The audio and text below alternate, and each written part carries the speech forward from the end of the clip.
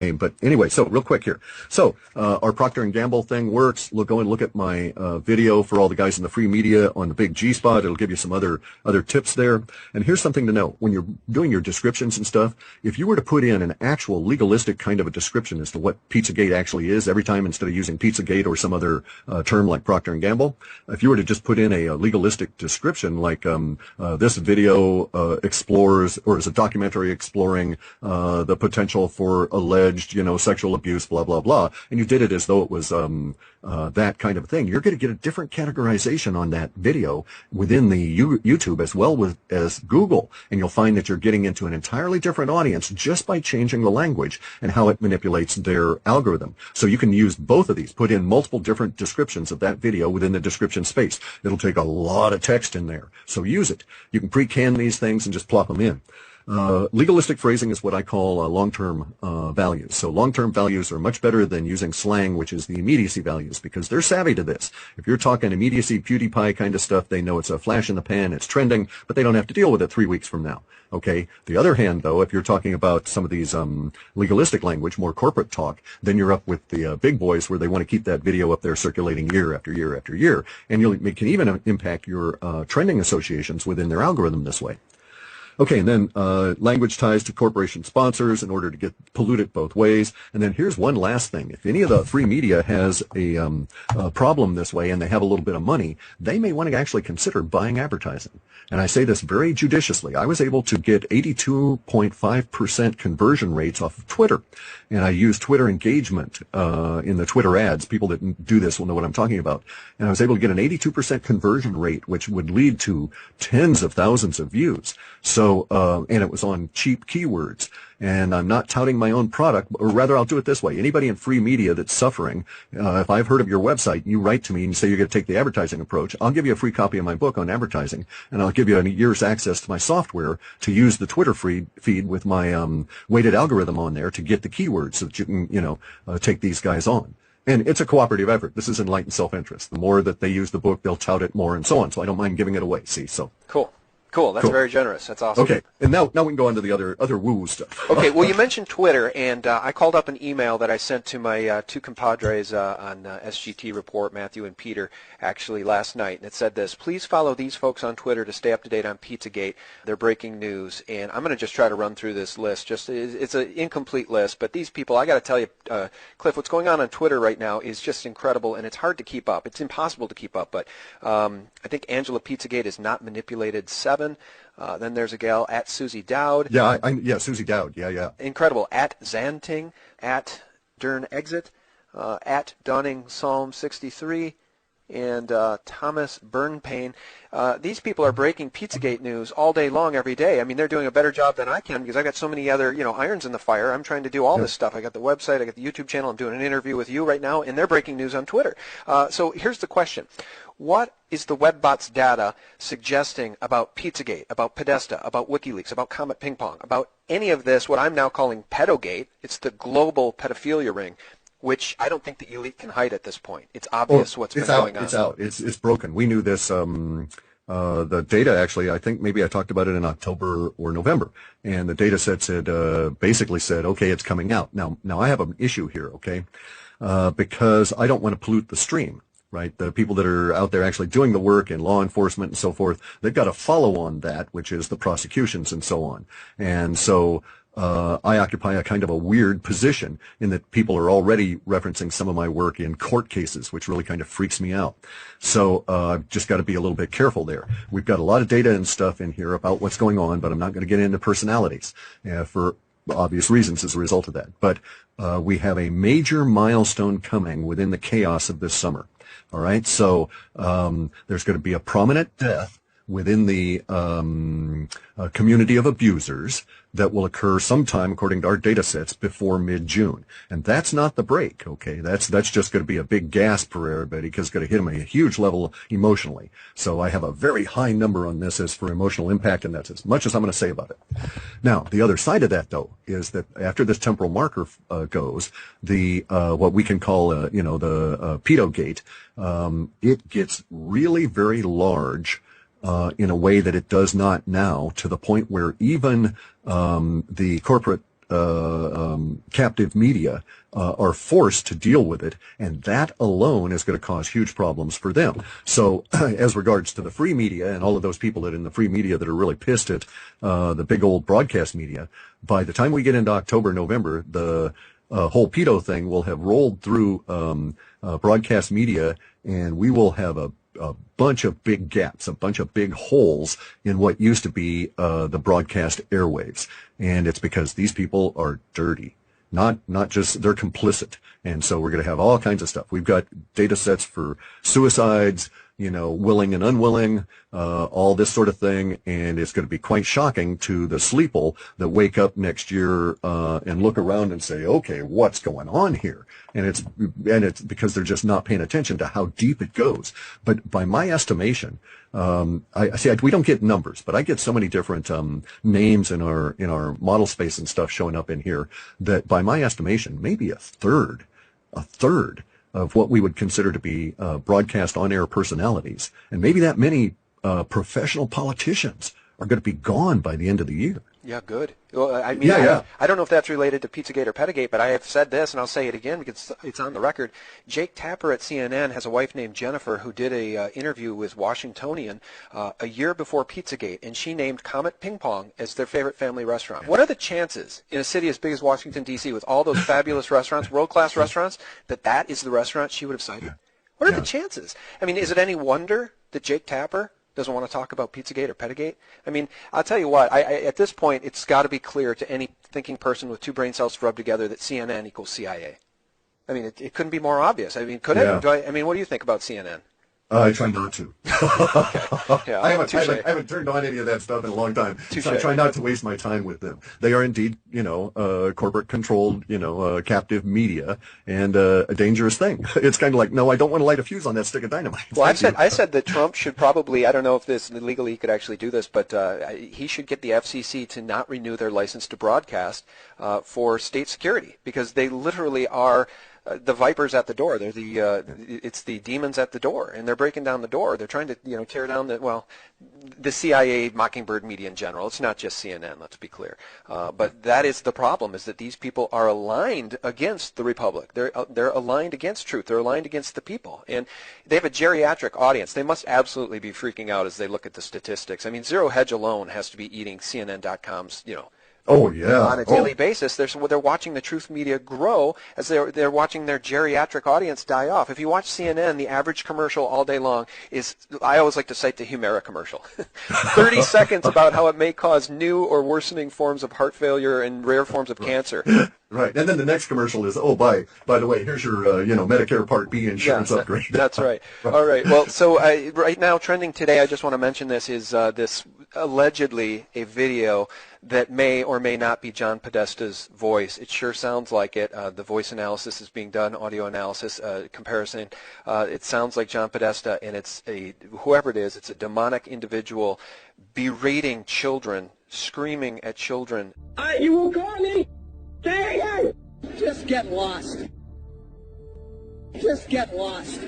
But these truth researchers who I cited on Twitter, the great people over at Reddit and Vote and 4chan, they are not going to let this go. They will not let it go. I've said it's the biggest story right now, Cliff, behind 9/11. 9/11 Truth and Pizzagate.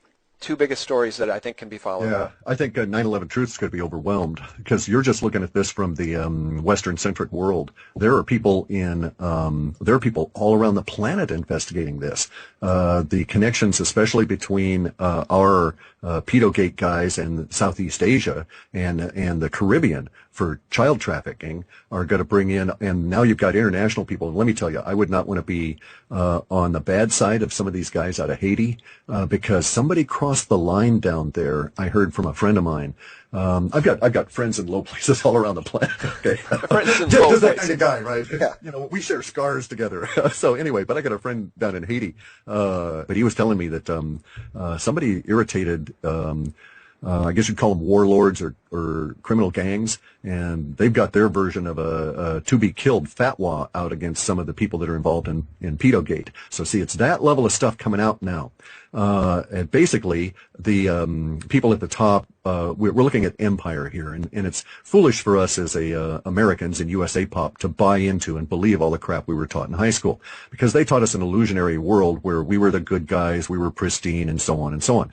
And we're as dirty as the Roman Empire. We got people up at the top of our power structure that are worse than Caligula. Caligula could take lessons from these guys, right? That's right. But we got to stop using the word we. And I mean, I know that you Exactly. don't really mean we, because it's not we. It's the deep state. And, Yes. you know, George Webb is just moving mountains, peeling that onion. I mean, he's using language that I've never seen used before. Every video I'm learning something new. I didn't know that DynCorp was running, you know, child trafficking rings around the world, and he's pointing the finger squarely at DynCorp, mentioning the name. And God bless him for doing it, because he's obviously risking his own life. And you know what? It's waking people up with facts. The fake media cannot defeat us when we share facts. And there's the problem, though. You're going to run into this attitude from the captive media and their adherents, where they say, well, I don't want to discuss details. Right. And it's like, well, wait a second. Details equal facts. If you're not willing to discuss facts, then I can't discuss anything with you, because you're not going to be able to change my opinion without details.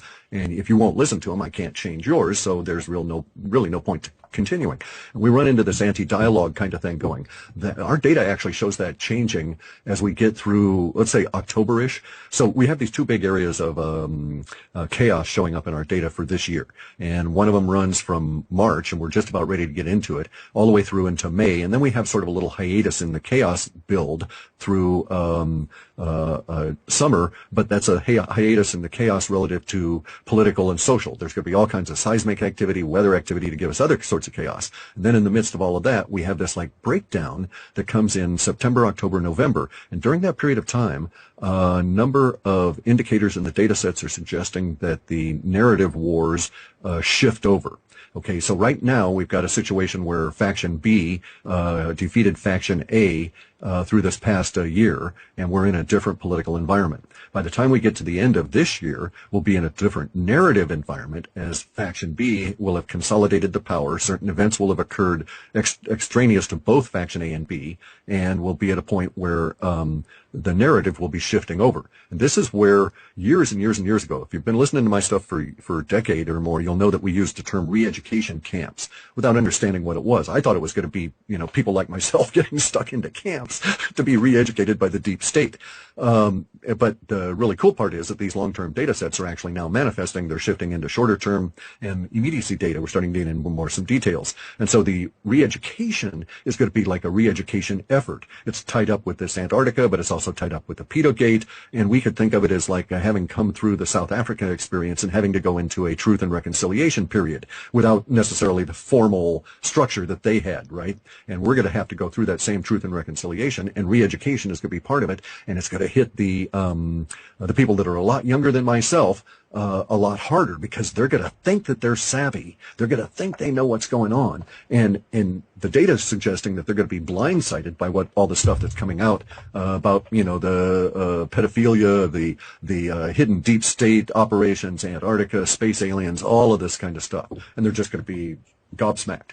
Good. I hope that happens, because I'm still stunned by the fact that even some of the people that I listen to, other podcasters out there, some of the biggest names out there, Joe Rogan being an example, so many of these people, and he's more enlightened than many, but so many of these people can't see that Hillary Clinton and the deep state are the corrupting influence on our government. And they're so blinded by their hatred for Trump, not specifically Rogan, but others are so blinded by their hatred for Trump that they are, I guess, just instinctively running the other direction to Hillary, saying that everything would just be, you know, wonderful if Hillary was the president, when you and I both know that she represents the deep state. And it's right now, I believe it's Obama, Hillary Clinton, and George Soros that are affecting what's going on right now, trying to topple Trump, trying to light the fires of impeachment to get him out of office. I mean, the point being that I hope people wake up to the fact that the deep state is real, and it stands in opposition to everything we as sovereign citizens and Americans represent.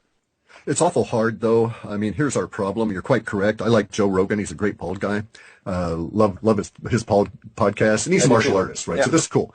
But I've noticed some things in his language. Like, for instance, he's follows the party line on global warming.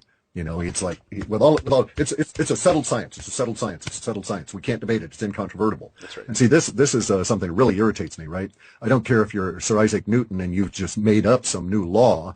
The real crime you commit is not trying to foist your understanding of gravity on the rest of us, but rather making that law incontrovertible, so we can't ever discuss it thereafter. And this is where we are with Western, quote, science. It's a religion. It's not a science. These people have vested interest and all this kind of stuff pulling the strings. And it's unfortunate that even enlightened people like Joe Rogan run into this, where their minds are altered by the continual barrage of the language. And this is why taking the language back frees your mind up. This is also why I don't give Joe Rogan any grief for this, because it's a continuum. When you get into the awakening, you know, you think, oh, well, it's just this. And then it's just that. And then you say, well, there's a hole down there. Let me stick my head in. Right. Next thing you know, your feet are wiggling in, and you're just trying to see how far down it goes. Right. So, you know, so he'll get there, I'm certain. One little crack breaks all the rest of it. Well, and I should just say, I like Joe Rogan too. I think where the reason I wanted to bring him up is because he does exactly what you've said, is that he's closed-minded on certain issues like vaccines, like geoengineering, like the science is settled. When I know he's more enlightened than that. I mean, he used to question the Apollo landings, and now he's sort of come full circle on that. And he says, okay, I was wrong. We went to the moon. And it's like, well, I sometimes feel like, who got to Joe? I mean, I don't think anybody got to Joe. I think he's just so successful, and he's getting, you know, so many views that he realizes he needs to sort of come back to that centrist line just a bit, just to stay off the radar of the bad guys. That's sometimes how I feel about Joe Rogan. I'm sure he has business issues in terms of how he guides his shows and who he deals with, but he's extremely good at it. I mean, yeah, he's very smart. I like him a lot. I guess I should have mentioned Mark Maron as being the better example of somebody who's towing this Hillary Clinton line. Give me Hillary, anybody but Trump. And it's like, oh, she's certainly as evil as Trump, if not 1,000 times more evil. Anyway, I digress. Well, I think of Trump as being human. I'm not sure about these other guys. Yeah, I'm with you. I'm with you on that. And, you know, humans, of course, you got to cut them slack. We screw up all the time. No, it's absolutely true, and it is, you know, it's a continuum. We're all learning as we go, and I've been following you for so long, and one of the things I woke up to early on was the silver story, and then I heard you talking about silver, and we know how manipulated it is. Weir just did a video talking about how COMEX derivatives in 2016 were up 41%. They have to throw so much paper now at the market to cap the prices of gold and silver that it's absolutely stunning to anybody paying attention. And by the way, we should talk about Bitcoin. Because of you, I have actually purchased some Bitcoin.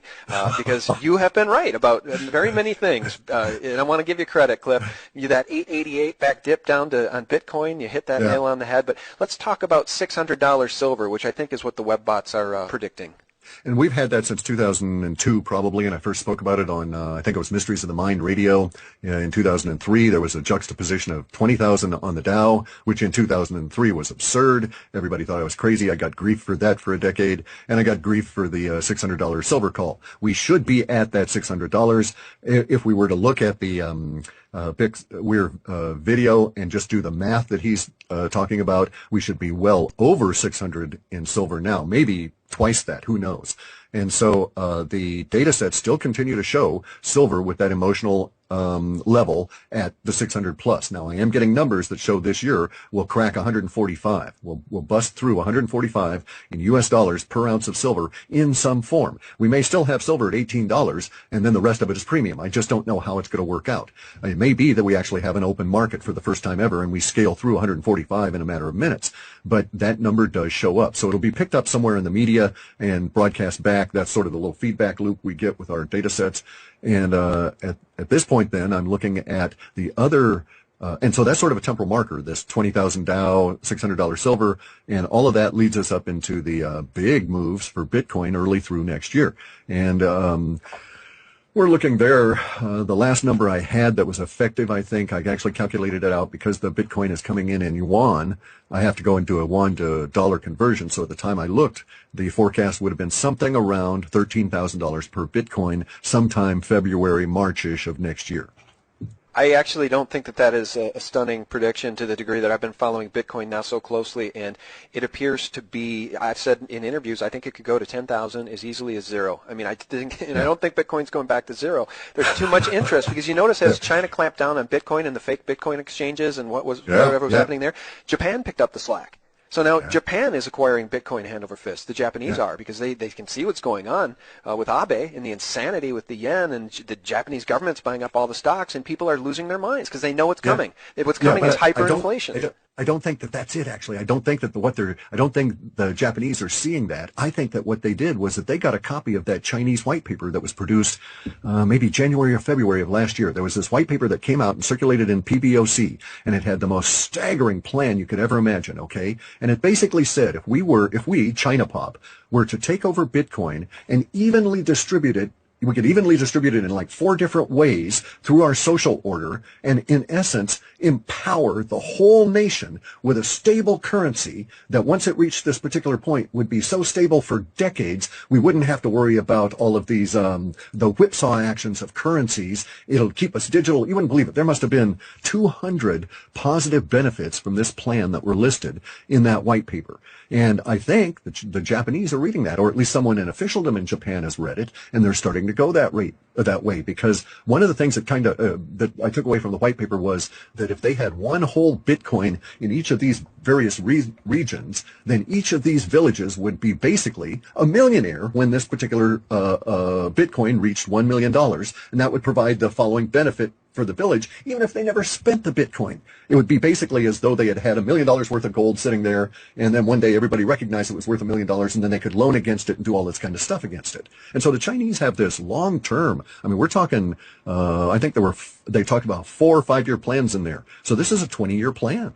All right, so guys, I know you can't see me, but Clif can, and my mouth was hanging open during that. I hadn't heard that. That white paper came from the People's Bank of China? It was written by a minor functionary in the PBOC. It was a limited circulation. I got a very badly translated copy, and then I asked the guy, and I got some of the original text. I will see if I can locate the title. I was never given the title page or the name of the author, but there was some slip-ups in there, and I think I've sussed out who the author is. But I don't want to say because they're so closed-mouth about it. But I will see if I can get that translation and put it on my site or send it to you or something so that we can get it out and about. Okay, thanks, because I just want people to know where I'm coming from on Bitcoin. As Clif said, we're all on a continuum, and we can all learn as we go. And so I was very closed-minded about Bitcoin early on. One of the early adopters I give credit to is Brother John F., who talked about it, followed Bitcoin, even started a Bitcoin channel. But then Weir kind of came on board, and Andy Hoffman opened up his mind to Bitcoin. And I'm not a stupid person, so I'm like, I'm not going to sit here in my little camp saying Bitcoin's not real money. I'm just going to be gold and silver. I'm going to expand my mind a little bit. I'll buy a little Bitcoin as a bet, as a lotto card. It's a lotto card in case it does. Look, there's only 16 million Bitcoins, I believe, in circulation right now, and they're going to be capped at all time, guys, at 25 million Bitcoins. Think of the population of China alone. I'm just saying you might want to buy a Bitcoin just to have some skin in the game. And our data sets are so solid on Bitcoin that I've been recommending it to people every chance I got since 2012, really since late 2011 with some of my private clients, and then I just went public with it in early 2012. I accept Bitcoin on my site and deal in it whenever I possibly can. But here's the real kicker. Our data sets are insistent that Bitcoin will become so well used that we're going to invent new words for it. And so once we start altering our language for a commercial product, then I know it's ingrained into the culture. I don't know what those new words are, but we're going to have a new word for decibits and a 10th part of a Bitcoin, and then for millibits, the 1,000,000th part of a Bitcoin. So we'll have this, or excuse me, decibits. So those will be first, and then we'll get into the million parts, and it'll be slang. It'll be whatever, like give me a buck, only it'll mean, a millibit. I want to say this, too, as it relates to Bitcoin. So we know the dollar is long in the tooth, and right now maybe it's the best of the worst. But between the U.S. dollar, the yen, the euro, the yuan, all fiat currencies eventually die. So Bitcoin, let's say it is left standing, and let's say that it creates all of these new millionaires, even if it's just because the dollar hyperinflates. And so whereas it used to be $1,000 to buy a Bitcoin, now it's $100,000 because the dollar is losing so much value so quickly. That's one of the reasons you want Bitcoin. It's certainly one of the reasons you want to own some silver and gold in physical form. But let me ask you this, Clif. What is your gut feeling on Bitcoin? Do you think it was part of the plan to psychologically prepare people for a cashless society? I mean, we don't really know who created Bitcoin. Do we? Maybe we do, but I wonder if this isn't all part of the plan to move the world towards a cashless society and, frankly, get some of the people on our team cheerleading for it. That may well be the case. That would go to intent. I just couldn't say. I do know that I'm not in the camp that thinks that Satoshi Nakamoto is a group. I read the white paper in 2009. I've read it repeatedly since. I've subjected it to my analysis. It's a single mind. Okay, that's a single voice in that white paper. The linguistics would suggest that. So, was it prompted? Was that a face, a beard on a CIA or NSA op or whatever? I don't know, but I do know this. It's not feasible for us to have a cash society dealing in species, paper and this kind of thing, off-world. Just makes no sense whatsoever. Humanity has to go off-world. We're right at that cusp. So I'm all for the cashless society. I'm all for getting rid of the little bits of paper. That's why I'm so big on Bitcoin, because I don't want the bastards controlling my money anymore, and I'm now my own central bank. I can't think of who it is that keeps saying that, get Bitcoin to be your own central bank. But one of the guys out in the free media does that. And I'll see if I can remember who it was. But that's my motto now, is that I'm my own central bank with Bitcoin, and I can take my Bitcoin and I can go and make a transaction on Jupiter when I can find that concierge up there to point me at the right place to get what I want, right? And because it'll work up there. We've got to go. We've got to stay digital. The technology's not going away. The idea that we're going to have a major crash and that the world is upended and that gold and silver are real money and so forth, all of that is quite accurate. But on the other side of it, it is not an old barter economy. It is not a crash back down. In my way of thinking, humanity is at the cusp, all right? I mean, I'm not bullshitting, guys. We either overcome this stuff in the next few years, say by 2029, or we're finished as a species. And I mean people will die by the billions just because the system will break down. We can overcome this. There's many different approaches to getting our way out of this situation, but it won't be by going back and trading cabbages for silver for, bullets. It's not going to be that world. It's going to be sci-fi world that's been chosen by Faction B, and they're going to put all their energy in there, and I'm with them. Okay, I'm on board on that train. We've got to get off planet. We've got to go sci-fi world. This means we've got to be smart, effective, and digital, give up a lot of our prejudices. Yes, silver and gold are money. Yes, they're going to continue to be money, but get smart and get some electronic leverage against them in the form of Bitcoin so that you can be mobile, so you can go out and interact with this world. Plus, if we're correct, those people that bought Bitcoin way back when will find that Bitcoin scales up not only because of hyperinflation, but because of true value, because it's offering more and more to the planet as the network builds out. This network effect is very powerful. So in that regard, like I say, I'm all for getting rid of cash. The convenience of just aiming your phone and sending a couple of Bitcoin is really cool.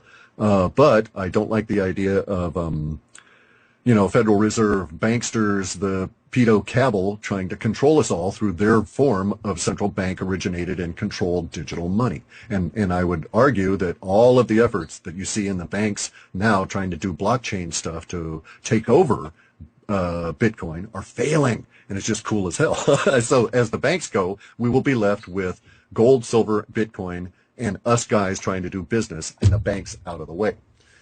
Good. Well, thank God, because the banks are at the heart of all evil. And, I've said it for a very long time, the 1988 cover of the Rothschild's Economist magazine, in which the phoenix was rising from a burning pile of fiat, and around the phoenix's neck was a gold medallion, said 2018, and the cover of the magazine said, get ready for a world currency. That was a 30-year prediction. We're a year away, and I hope to God that their plan is failing. I really do. I hope that the Rothschilds, frankly, get called out for the criminals they are, and the whole lot of the bankers. You guys all know that story. So here's why I love Clif. He mentioned going off-world. I'm looking at my notes that I wrote down prior to this conversation. I wrote down Breakaway Civilization, and I wrote down Deagle.com. So as far as Depop goes, do you want to address the Deagle.com prediction that I guess in the next 10 years, Deagle.com is suggesting there could be a 60 to 80% decline in the American population, in the United States population. I don't know if that's Fukushima related. I don't know if it's World War III related. I don't know if it's made out a whole cloth. But as we talk about beating these guys, either humanity rises or humanity gets defeated. We should, I think, address the depopulation issue, and then we'll move on to the breakaway civilization and moving off-world.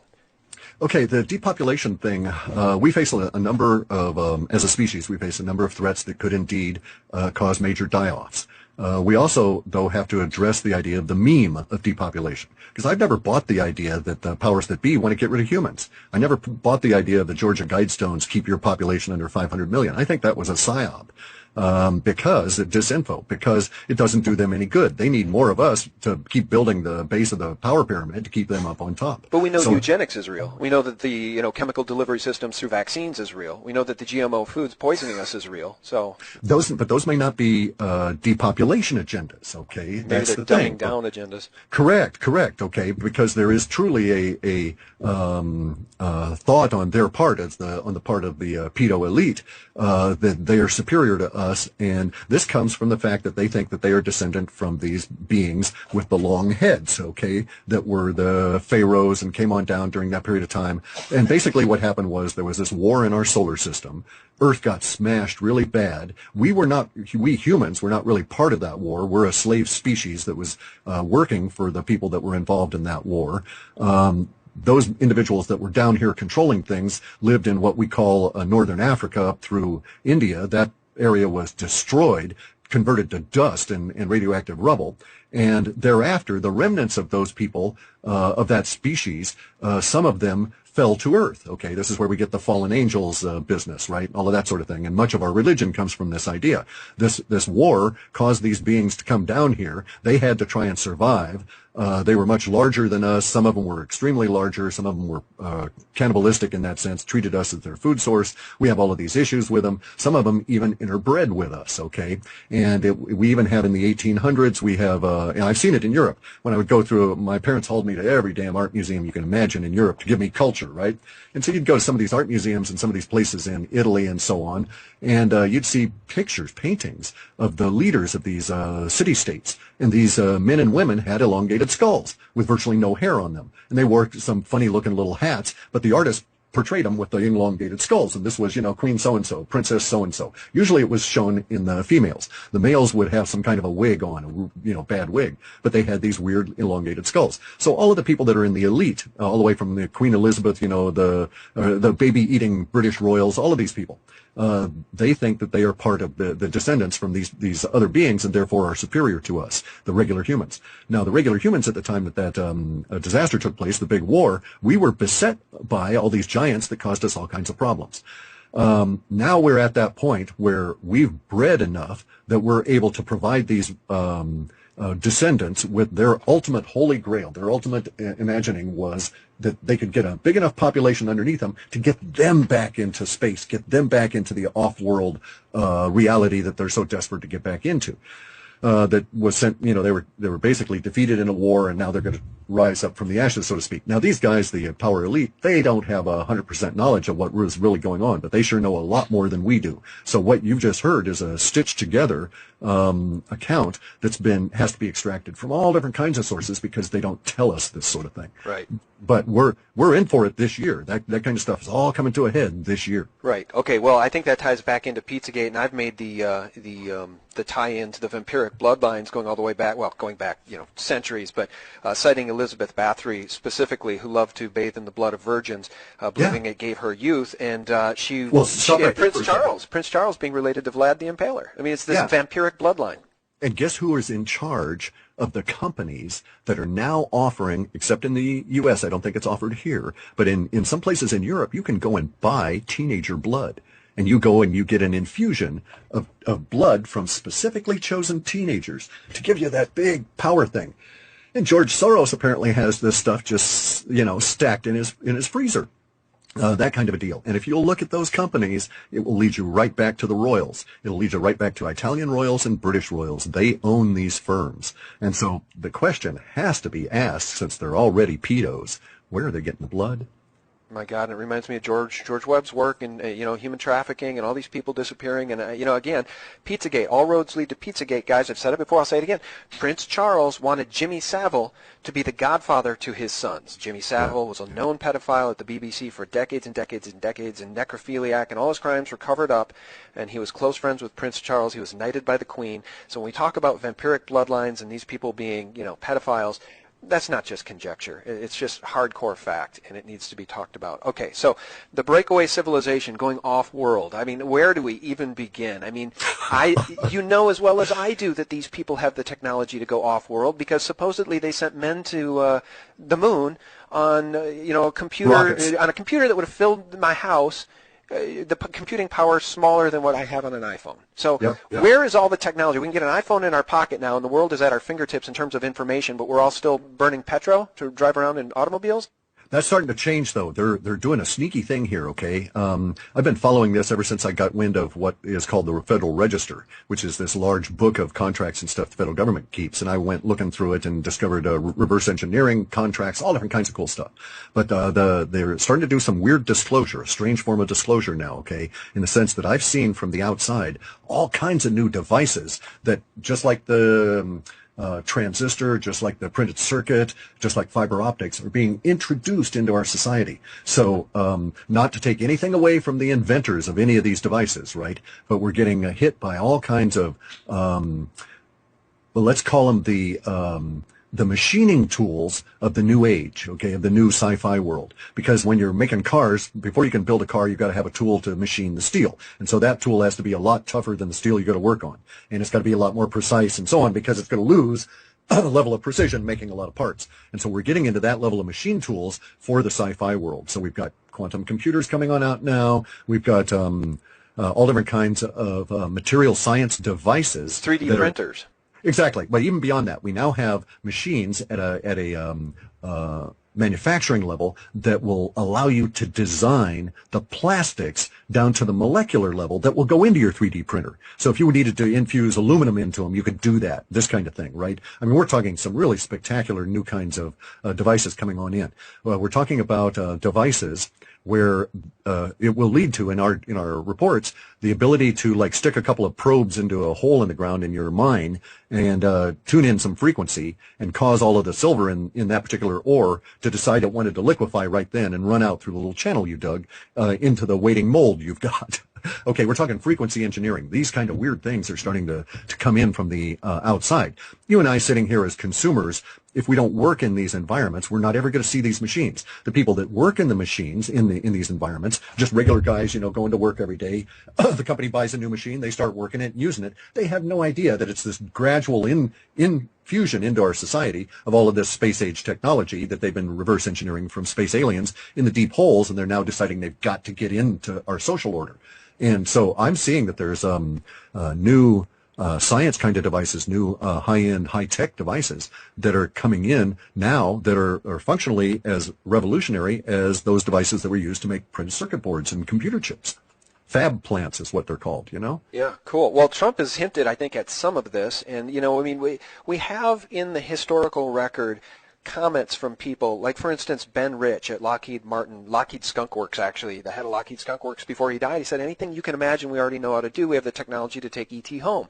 I don't know how much of that is true, but, let's say the TR-3B or the TR-4B or these triangular crafts people are seeing all over the planet are of terrestrial origin.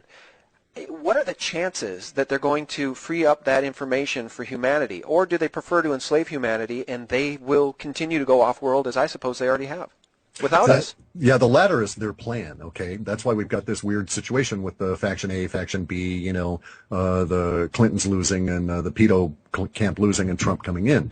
I think that there's something that's motivating that battle beyond simply business as usual considerations. I think there's something outside the system that has got them very, very upset, and people decided they've got to do it now just to survive. But insofar as releasing the triangular jobs, those floaty ships in the sky, I see those. I've got 3D or third generation goggles, and I see them at night up there doing their work a couple hundred miles off planet. Now we're starting to get hints in our data sets that we've had it for, I guess, several months, maybe 7 or 8 months. We've had these little snippets coming into the Space Go Fart section about invisible craft that will just be basically hovering and stuff in our atmosphere going on. And so we're going to probably, a lot of them will show up as, a rain cloud comes on over, drops rain, and thus shows you the shape of the craft that's been sitting up there watching you gardening for the last 5 hours, that kind of thing. But will they release them? They don't want to, and I know why they don't want to. We see that in the language all the time. The powers that be are very much afraid because the technology of sci-fi world, even at its most crude, is an extremely leveling technology. So, for instance, if I've got a floaty triangular TR-3B or whatever it is, and I wanted to decide to float on over and drop watermelons in disgust on the Queen, nothing's stopping me, right? I can just get a bunch of watermelons from Georgia, go truck on over to Britain, take me a couple of hours, and sit up there and drop watermelons on Buckingham Palace to show my disgust at them. That's very much their issue, is the fact that these things can be weaponized. And that's an extremely crude form of the weaponization, right? So it is a great leveler, because in their fear is, and they realize this, that the technology floats us up to their level, so to speak, right? It's the thing that separates us. Now, that never used to be the way it was. In the past, they're progenitors of the space alien-infused human line within our species. Actually, these people, because of their skulls and the stuff that was going on, it would be very appropriate to speculate that they had mental powers that would allow them to deal with the local indigenous people, meaning us, the primates, and be able to control us simply through their mental powers. And then over time, as they were trapped here, their mental powers waned because their genetics were no longer pure. The breeding stock, they had to breed with humans, and it started going down. And so now these people, the descendants of the elongated skulls, today, the kings and queens of the royalty world and all of our royalty and in our corporatocracy, they still believe that they're part of this as well. These guys don't have those powers anymore. The only thing they have separating us from them is technology. So they're desperately afraid of that being lost. Okay. All right. Well, that makes perfect sense. The technology is too powerful to let the common man access it, so the technology will instead be used to further enslave humanity and control us. I think that makes perfect sense. Now, before we let you go, you've been very generous with your time. I just wanted to ask you about the UFO question and flush it out just a little bit further. Is there anything in the data set that suggests that some of these UFOs are of a satanic influence and that there is some sort of satanic deception? We already know that these people we've talked about, the elite at the highest levels, are into victimizing children and human sacrifice, and these Illuminati, these vampiric bloodlines, they're into very bad stuff. I've found in my research, Cliff, that at the very highest level, I believe a lot of these people are indeed Luciferians. So if they have somehow harnessed the power of evil and made a deal with the devil, so to speak, is there a chance that there is a UFO deception of which we should be aware as it pertains to Project Bluebeam or just the UFO question in general? How many of them are spiritual, in orientation versus terrestrial? Right. Or how many of them are just actually off-world, civilizations visiting us? I don't know. The question needs to be asked, because in my camp, when I do these videos, I have people, there's a very polarizing issue. There's some people that believe it's all a satanic deception and that there are no UFOs, and others believe that we're absolutely being, visited by off-world species. And then there's the question of how many of them are of terrestrial origin. I know that there are some of terrestrial origin. I suspect that I have reason to state that I think we've been visited by off-world guys, and I think I've seen some of their ships, just because those ships are not like anything I would think a human would build. I mean, they strike you as alien. The satanic stuff is interesting, okay, because that's really a mind filter. So you're going to have a lot of people that in their own mind see the world based on the idea of God, and therefore the anti-God, because it's all duality, right? Every single God has an anti-God. You'll notice that throughout history. There's never, with the exception of the Gnosis, okay, what were those people called? I can't think of it. Hypatia was one of their people. They had the idea of basically like the Jain religion, where there's a non-form energy that you can basically call God. There's no anti-God in those religions, but all the other religions have some form of an anti-God, an antichrist, this kind of thing, right?